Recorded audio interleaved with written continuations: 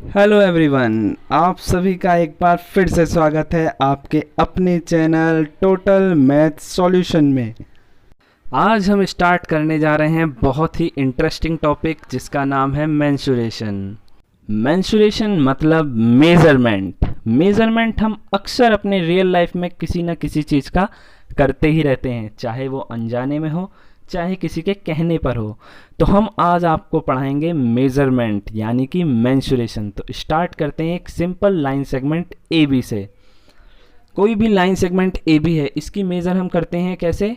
एक रूलर की मदद से। रूलर यानी कि स्केल। तो हम इसकी मेज़रमेंट कर लेते हैं। तो ये कितना आ गया? 3.9 सेंटीमीटर। तो ये तो हो गई एक स्ट्रेट लाइन की बात। अब हम बताते हैं आपको किसी भी कर्व की लेंथ कैसे मेज़र करनी है। तो किसी भी कर्व की लेंथ मेज़र करने के लिए हमें सबसे ज़्यादा इम्पॉर्टेंट है एक थ्रेड की। तो एक थ्रेड ले लीजिए। थ्रेड यानी कि सिंपल कोई भी धागा। इसे हम सी पॉइंट से रखते हुए डी पॉइंट तक ले जाएंगे और उसी कर्व के अलोंग थ्रेड को रखते हुए चलना है। सी से डी तक उस थ्रेड को रखते हुए जाएंगे हम। ये हमने प्लेस कर लिया डी तक, सी से डी तक। तो ये क्या हो गई? हमारी थ्रेड अब उसी कर्व के बराबर हो गई। अब इसे हम मेज़र कर लेते हैं एक रूलर पर। रूलर पर मेज़र कर लिया हमने इस थ्रेड को। अब हम इसे मेज़र कर लेते हैं कितने सेंटीमीटर का ये कर्व है। तो कर्व की हमें लेंथ पता चल जाएगी। तो ये आ गई हमारी 6.5 सेंटीमीटर। तो इस कर्व की लेंथ हमारी कितनी हो गई? 6.5 सेंटीमीटर। तो ये किसी भी कर्व की लेंथ निकालने के लिए हम क्या तरीका अपनाएंगे? एक थ्रेड को लेकर उसे रूलर की मदद से नाप लेंगे। तो ये हम कुछ स्टूडेंट्स ने मुझसे पूछा था कि भैया स्ट्रेट लाइन की तो हम लेंथ निकाल लेते हैं, लेकिन अगर किसी कर्व की निकालनी है तो कैसे निकालें? तो कर्व को फाइंड करने का तरीका। अब हम पढ़ते हैं पेरीमीटर। पेरीमीटर होता क्या है? तो पेरीमीटर होता है सिंपल भाषा में किसी भी चीज़ की लेंथ, या अगर कोई बाउंडेड फिगर है तो उसकी बाउंड्री। तो लेंथ ऑफ ए बाउंड्री। तो किसी भी चीज की बाउंड्री की जो लेंथ होगी वो कहलाती है पेरीमीटर। कोई भी ऑब्जेक्ट है या कोई भी कहते हैं क्लोज्ड बाउंडेड फिगर है तो उसके पेरीमीटर निकालने का तरीका है उसकी बाउंड्री की लेंथ नाप लेना। एरिया क्या होता है? एरिया हमारा कितना कोई चीज सरफेस ऑक्यूपाई करती है। कोई भी हमने ऑब्जेक्ट ले लिया जैसे बुक, कॉपी, कोई भी चीज, वो कितना सरफेस ऑक्यूपाई करती है वो हमारा कहलाता है एरिया। अब नेक्स्ट हमारा है मेंसुरेशन में आता है वॉल्यूम। वॉल्यूम जो कि एक 3D चीज़ के लिए होता है। वॉल्यूम कि मतलब कितना कोई भी चीज़ स्पेस ऑक्यूपाई करेगी। जैसे कि एक नॉर्मल ह्यूमन बीइंग है, वो कितना स्पेस ऑक्यूपाई करता है, या कोई कमरा है वो कितनी गैस ऑक्यूपाई करता है, कितनी एयर उसके अंदर फिल्ड है, तो वो उसका क्या होता है? वॉल्यूम। ये सब चीज़ हम डिटेल में पढ़ेंगे। सबसे पहले हम डायमेंशंस के बारे में आपको बताते हैं। डायमेंशंस होती क्या हैं, डायमेंशंस कितने प्रकार के होती हैं, कब होती हैं, किसके लिए यूज़ होती हैं, इन सब की जानकारी आज हम आपको बताएंगे। तो सबसे पहले आता है हमारा 1D। 1D यानी कि वन डायमेंशनल। तो वन डायमेंशनल कोई भी चीज़ क्या होती है? मान लो कोई पॉइंट, तो कोई भी पॉइंट हमारा क्या डिनोट करता है? 1D को, यानी कि वन डायमेंशनल को, क्योंकि उसकी कोई भी लेंथ ब्रेड्थ कुछ नहीं होती, तो वो क्या होता है हमारा? One dimensional. फिर हम बात करते हैं 2 डायमेंशनल की, जिसमें लेंथ ब्रेड्थ होती है, यानी कि कार्टेशियन प्लेन में जो आ सके, यानी एक्स वाई एक्सिस में जिसको प्लेस कर सकें, जैसे कोई लाइन सेगमेंट। और हम 2D फिगर्स की बात करते हैं, जैसे कि हमारे क्या आते हैं? कोई भी बाउंडेड फिगर जिसमें ट्राइंगल्स आते हैं, स्क्वायर आते हैं, रेक्टेंगल आते हैं, वो सारे बाउंडेड फिगर्स। तो बाउंडेड फिगर्स वो फिगर्स होते हैं जो क्लोज्ड हों, चारों तरफ से जो क्या हो? क्लोज। जैसे उसमें कुछ ट्राइंगल्स हो गए, ट्राइंगल जिसकी 3 साइड्स होती हैं, स्क्वायर, रेक्टेंगल जिनके 4 साइड्स होती हैं, ऐसे ही बहुत सारे पेंटागन, हेक्सागन, ये सब होते हैं। तो ये सब हम डिटेल में पढ़ेंगे जब बाउंडेड फिगर्स के बारे में पढ़ेंगे। फिर आता है हमारा 3D। 3D यानी 3 डायमेंशनल। अक्सर आपने सुना होगा 3D मूवीज़ के बारे में। तो 3D मूवीज़ क्या होती हैं? जैसे कि वो चीज़ें जो हमारे आंखों के प्रत्यक्ष सामने हो रही हों, मतलब जैसे रियल लाइफ में हम एक दूसरे से घुलते मिलते हैं, वो सब चीज़ें होती हैं 3 डायमेंशनल। तो 3 डायमेंशनल में हम चीज़ें पढ़ेंगे किसके बारे में, क्यूब के बारे में, क्यूबॉइड के बारे में, सिलेंडर और बहुत सी चीज़ों के बारे में, स्फेयर आ गया। तो ये सारी हमारी 3D, तो इनके बारे में हम पढ़ेंगे। तो सबसे पहले हम पढ़ेंगे 2 डायमेंशनल मेंसुरेशन। तो 2 डायमेंशन के बारे में पहले 2D शेप्स की मेंसुरेशन हम करेंगे, मतलब 2D शेप्स की मेजरमेंट। 2 डायमेंशनल शेप्स के अंदर सबसे पहले हम पढ़ेंगे लाइन सेगमेंट के बारे में। लाइन सेगमेंट होता क्या है, अभी हमने जैसे पढ़ा, कोई भी एक लाइन ड्रॉ कर दी हमने, ए बी नाम दे दिया इसको, ए बी लाइन, कोई भी लाइन सेगमेंट जो स्ट्रेट हो उसको हम मेज़र कैसे करते हैं, एक रूलर की मदद से। तो रूलर से हम सिंपली उसकी मेज़रमेंट निकाल सकते हैं। डिनोट करने का तरीका क्या है, हम किसी भी लाइन सेगमेंट को कैसे डिनोट करते हैं, सिंपल उसके नेम से, ए बी और A B with line segment. तो ये लाइन सेगमेंट को डिनोट करने का तरीका है। अब आगे हम पढ़ेंगे 2D शेप्स के अंदर क्लोज्ड बाउंडेड फिगर्स। जैसे कि मैंने बताया, क्लोज्ड बाउंडेड फिगर्स वो फिगर होती हैं जो चारों तरफ से बाउंडेड हो, यानी कि क्लोज हो, चारों तरफ से क्लोज्ड हो। क्लोज्ड बाउंडेड फिगर्स के बारे में हम डिटेल में पढ़ेंगे। सबसे पहला टॉपिक है क्लोज्ड बाउंडेड फिगर के अंदर ट्राइंगल, क्योंकि ट्राइंगल के अलावा कोई भी फिगर क्लोज्ड नहीं होगी, यानी कि कम से कम 3 साइड जरूरी हैं किसी भी फिगर को क्लोज्ड होने के लिए। तो सबसे कम साइड जिससे हम क्लोज्ड बाउंडेड फिगर पाते हैं वो क्या है, ट्राइंगल। और 3 के अलावा हम कितनी भी आगे बढ़ाते रहें वो सारी क्लोज्ड बन सकती हैं, मतलब मिनिमम 3 साइड्स की ज़रूरत होगी किसी भी फिगर को क्लोज्ड होने के लिए। तो हमने 3 लाइन सेगमेंट्स को ज्वाइन करके एक ट्राइंगल ड्रॉ करा। ट्राइंगल में 3 साइड्स होती हैं, 3 वर्टिसेस होती हैं और 3 ही एंगल्स होते हैं। तो ये हमने ट्राइंगल्स के बारे में जाना। ट्राइंगल्स में 3 साइड्स, 3 वर्टिसेस और 3 एंगल्स। कुछ स्टूडेंट्स की फरमाइश थी कि भैया ट्राइंगल के बारे में भी कुछ बताया जाए, तो ट्राइंगल के बारे में हम डिटेल में थोड़ा पढ़ेंगे। ट्राइंगल्स में हम पढ़ते हैं सबसे पहले types of triangles. Types of triangle में बहुत सारे ट्राइंगल्स होते हैं, कुछ हमने प्रीवियस वीडियोस में पढ़ भी चुके हैं, लेकिन मैं आज थोड़ा डिटेल में बताता हूँ। तो सबसे पहले हम पढ़ते हैं स्केलर ट्राइंगल के बारे में। स्केलर ट्राइंगल होता क्या है, स्केलर ट्राइंगल वो ट्राइंगल होता है जिसकी तीनों साइड्स क्या हो, अनइक्वल। तो हम इस ट्राइंगल को ड्रॉ करके दिखा देते हैं। ये है हमारा स्केलर ट्राइंगल, जिसकी हम साइड्स ले लेते हैं ए, बी और सी, और तीनों साइड्स क्या हैं, अनइक्वल, मतलब तीनों एक दूसरे के अनइक्वल हैं, कोई एक दूसरे के इक्वल नहीं है। साइड्स इक्वल हैं तो इनके कॉरस्पॉन्डिंग एंगल्स भी क्या होंगे, अनइक्वल। तो एंगल्स ना इक्वल होंगे ना साइड्स इक्वल होंगी। तो मेंसुरेशन में हम पढ़ते हैं सबसे पहले स्केलर ट्राइंगल के पेरीमीटर के बारे में। तो पेरीमीटर ऑफ स्केलर ट्राइंगल होता क्या है, तो तीनों साइड्स के सम।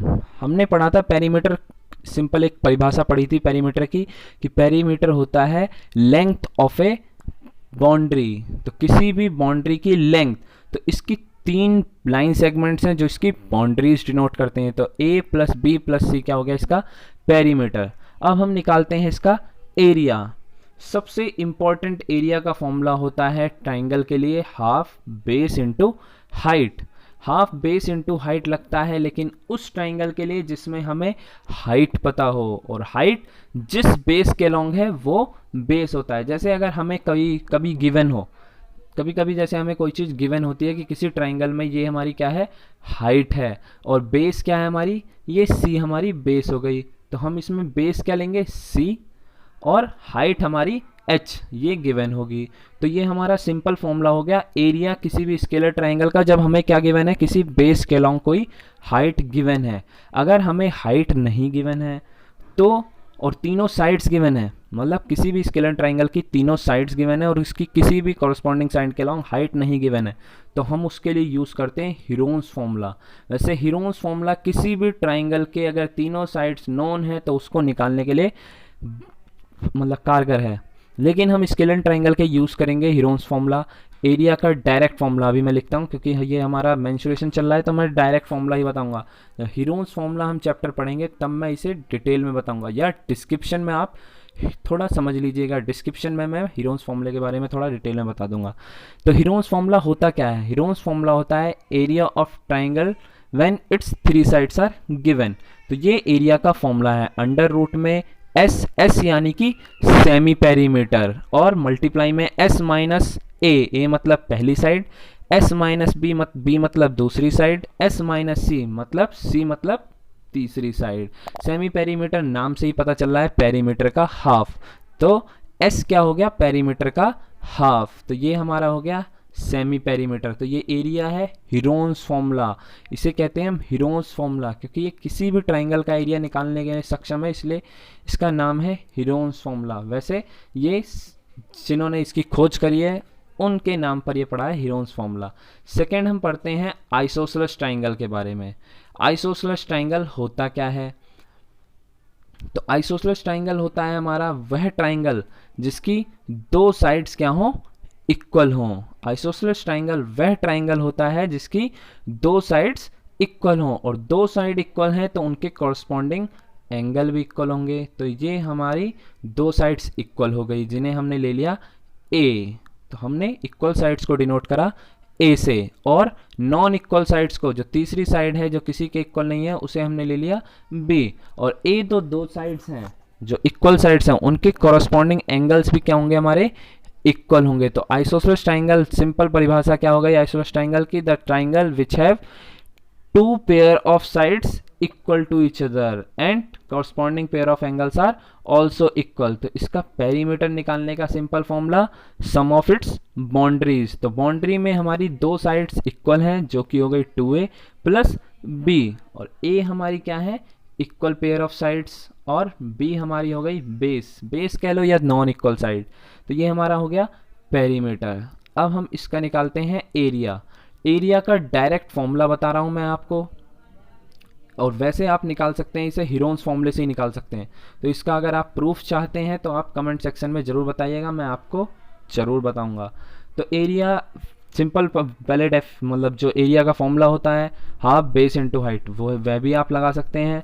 नहीं तो अगर आपको हाइट नहीं गिवन है तो आइसोसेलेस ट्राइंगल के लिए एरिया आप निकाल सकते हैं डायरेक्ट फॉर्मूले से, जब इसकी तीनों साइड्स गिवन हो। हीरोन्स फॉर्मूले की मदद से भी निकाल सकते हैं, डायरेक्ट फॉर्मूला भी यूज़ कर सकते हैं। तो एरिया का फॉर्मूला होता है b/4 under root 4a² minus b², जिसमें a है equal pair of sides and b is base. तो ये है हमारा area of isosceles triangle, direct formula. तो आप इसे याद रख सकते हैं, और हाफ बेस इनटू हाइट से भी यूज कर सकते हैं जब हाइट गिवन हो। अब हम थर्ड पढ़ते हैं इक्विलेटरल ट्राइंगल। तीसरा ट्राइंगल है हमारा इक्विलेटरल ट्राइंगल, जो कि स्पेशल केस होता है आइसोसेलेस ट्राइंगल का। जब किसी भी आइसोसेलेस ट्राइंगल में तीनों साइड इक्वल हो जाएं तो उस ट्राइंगल को हम कहते हैं इक्विलेटरल ट्राइंगल। तो इक्विलेटरल ट्राइंगल की सिंपल डेफिनेशन क्या होगी? The triangle which have all it's sides equal. तो किसी भी ट्राइंगल जिसकी तीनों साइड आपस में क्या हो? इक्वल हो, उन्हें हम कहेंगे इक्विलेटरल ट्राइंगल। तो हमने ये बना लिया इक्विलेटरल ट्राइंगल जिसकी तीनों साइड ए, और इसके हर एक एंगल भी इक्वल होंगे, जिसका मेजरमेंट कितना होता है? 60 डिग्री। 60 डिग्री क्यों? क्योंकि हमारे तीनों एंगल्स का सम 180 डिग्री होता है, और तीनों एंगल इक्वल हैं, इसलिए हर एक एंगल का मेजरमेंट 60 डिग्री होगा। सबसे पहले हम इसके पेरीमीटर की बात करते हैं।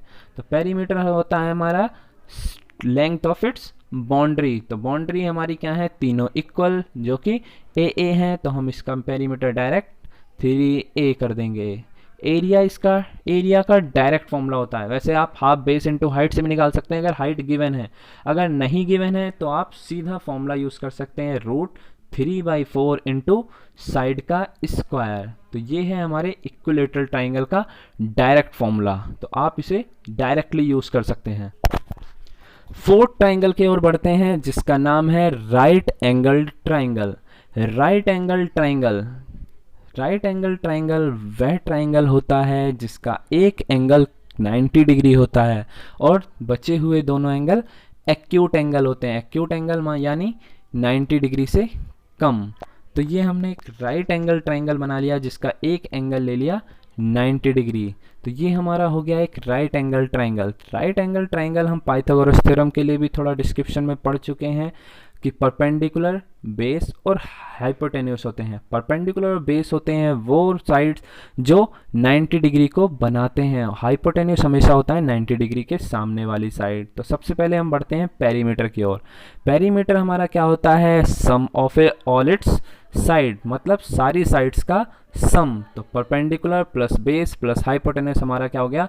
पेरीमीटर। और एरिया क्या होता है? जो हम सबसे स्टार्टिंग से फॉर्मूला यूज कर रहे हैं, हाफ बेस इंटू हाइट। तो हमारी बेस कितनी है यहाँ पे?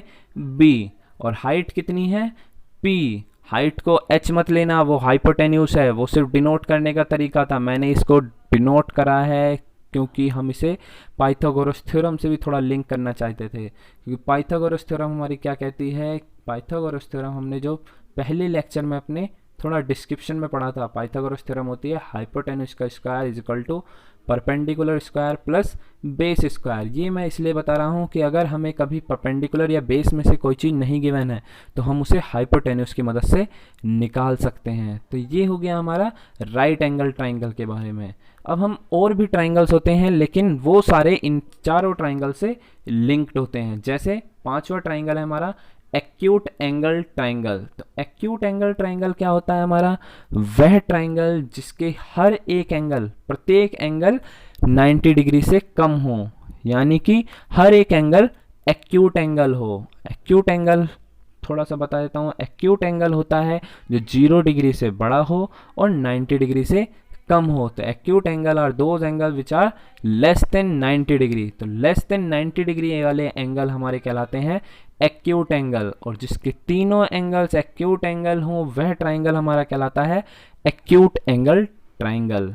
ये है हमारा पांचवा ट्राइंगल। इससे हम पीछे वाली सारी चीज़ों से, एक्यूट एंगल ट्राइंगल वो भी हो सकता है हमारा, स्केलन भी हो सकता है, आइसोसेलेस भी हो सकता है और इक्विलेटरल ट्राइंगल भी हो सकता है। ऐसे ही हमारा 6 ट्राइंगल आता है obtuse angle triangle. Obtuse angle triangle भी हमारा स्केलन भी हो सकता है, आइसोसेलेस भी हो सकता है और इक्विलेटरल नहीं होगा क्योंकि इक्विलेटरल के हर एक एंगल 60 डिग्री होते हैं जो कि एक्यूट एंगल होते हैं। तो ऑब्ट्यूज एंगल ट्राइंगल होता क्या है? जिसका एक एंगल ऑब्ट्यूज हो। तो ऑब्ट्यूज एंगल क्या होते हैं? वो एंगल जो 90 डिग्री से तो बड़े हों और 180 से छोटे हों। तो obtuse angle are those angle which are greater than 90 degree but less than 180 degree. तो ये है हमारा ऑब्ट्यूज एंगल ट्राइंगल के बारे में। तो obtuse angle triangle scalar triangle भी हो सकते हैं और ये आइसोसेलेस ट्राइंगल भी हो सकते हैं। तो ये हमने अभी पढ़ा है ट्राइंगल्स के कुछ बेसिक कंसेप्ट। नेक्स्ट वीडियो में पढ़ेंगे कुछ और 2D शेप्स के बारे में डिटेल में, जैसे कि स्क्वायर, रेक्टेंगल। चैनल के साथ अपडेट रहने के लिए आप चैनल को सब्सक्राइब जरूर करिए और अगर आपको आज की वीडियो अच्छी लगी है तो एक लाइक ज़रूर करिएगा। और अगर आपको कोई भी कंसेप्ट आज के टॉपिक में क्लियर नहीं हुआ है तो आप कमेंट सेक्शन में ज़रूर बताइएगा, हम आपका कंसेप्ट ज़रूर क्लियर करवाएंगे।